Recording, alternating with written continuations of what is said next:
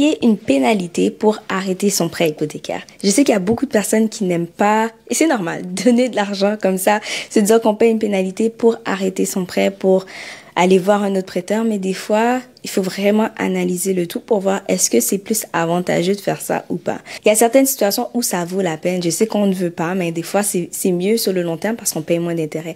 Par exemple, si vous avez un deuxième rang avec un prêteur privé, ben, payer une pénalité va faire en sorte que vous payez peut-être moins d'intérêts parce que avec le prêteur privé, vous payez juste des intérêts.